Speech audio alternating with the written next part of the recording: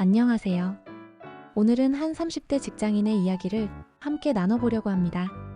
그는 평범한 회사원이었습니다. 특별히 부자가 아니었고 그렇다고 생활이 어렵지도 않았습니다. 하지만 사회 전반에 번지던 분위기, 바로 내 집 마련은 늦으면 늦을수록 손해다. 이 말이 그의 마음을 흔들었습니다. 저금리 시대, 은행 대출이 쉬웠던 시기였습니다. 많은 사람들이 지금 사지 않으면 평생 못 산다라는 불안감에 휩싸였죠. 그 역시 마찬가지였습니다. 그리고 결국 그는 큰 결정을 내리게 됩니다. 오늘 우리는 이 한 사람의 사례를 통해 영끌 투자라는 선택이 어떤 결과로 이어질 수 있는지, 그리고 우리가 거기서 어떤 교훈을 얻어야 하는지 함께 살펴보겠습니다. 그는 왜 영끌을 했을까요? 그는 2020년대 초반 만 33살의 나이에 첫 집을 샀습니다. 서울 외곽의 신축 아파트, 전세와 대출을 최대한 활용해서요. 당시 주변 사람들의 말은 이랬습니다. 아파트 값은 절대 떨어지지 않아. 대출 이자는 얼마 안 되니까 그냥 갚으면서 버티면 돼. 5년만 지나면 최소 억 단위는 오른다니까. 특히 저금리 환경이 그의 결정에 불을 붙였습니다. 월급에서 빠져나가는 이자는 생각보다 적었고 마치 내 집 마련의 기회처럼 느껴졌습니다. 하지만 그는 알지 못했습니다. 세상에 공짜 점심은 없다는 걸요. 그리고 이자가 영원히 낮게 유지되지 않는다는 것도요. 2022년 상황이 바뀌기 시작했습니다.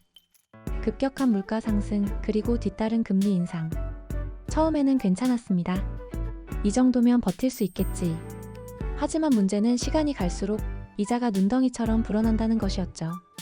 한 달에 내야 할 이자가 80만 원에서 150만 원으로 2배가 넘게 올라버렸습니다.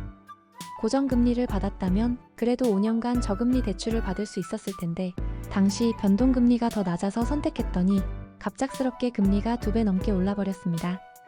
월급에서 차지하는 대출이자의 비중이 점점 커졌고 생활비는 빠듯해졌습니다.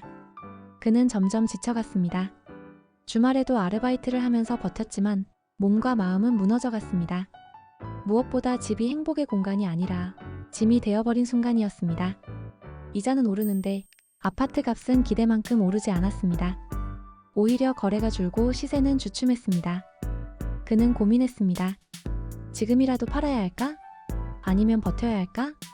하지만 시장은 냉정했습니다. 집을 내놔도 매수자가 나타나지 않았습니다. 설령 산다고 해도 그가 매수했던 가격보다 훨씬 낮은 수준이었습니다. 결국 그는 팔지도 못하고 버티지도 못하는 상황에 놓였습니다. 이자 부담, 생활비 부족, 그리고 미래에 대한 불안. 이 모든 것이 한꺼번에 그를 압박했습니다.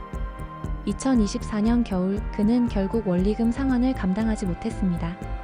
연체가 시작됐고 은행은 경매 절차에 들어갔습니다. 그가 애써 마련한 첫 집은 그렇게 법원 경매로 넘어갔습니다. 낙찰가는 그가 샀던 금액보다 훨씬 낮았고 남은 대출은 여전히 그의 몫으로 남았습니다. 한순간에 내 집 마련의 꿈은 빚의 굴레가 된 것이죠. 그는 말했습니다. 집을 산 순간부터 매일이 불안했어요. 하지만 집을 잃고 나니 이상하게도 해방된 기분이 들더군요. 집을 갖는다는 건 행복이어야 하지만 그에게는 집이 족쇄였습니다.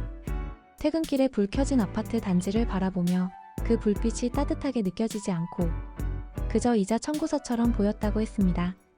이 사례는 특정 한 사람의 이야기가 아니라 사실은 우리 주변에서 흔히 벌어지고 있는 현실입니다.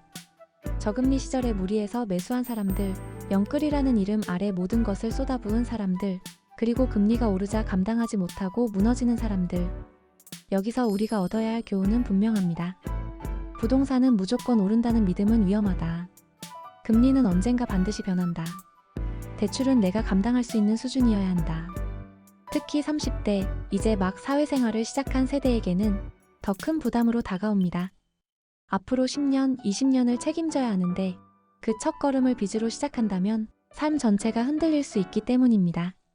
오늘의 이야기는 한 직장인의 사례로 풀어봤지만 사실은 우리 모두가 겪을 수 있는 일입니다. 부동산, 내 집 마련, 투자.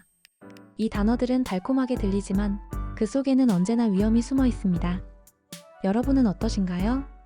혹시 지금 비슷한 고민을 하고 계신가요? 그렇다면 오늘의 이야기가 작은 경고가 되었길 바랍니다.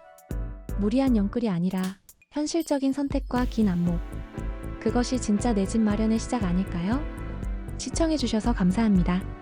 저는 또 다른 이야기를 가지고 돌아오겠습니다.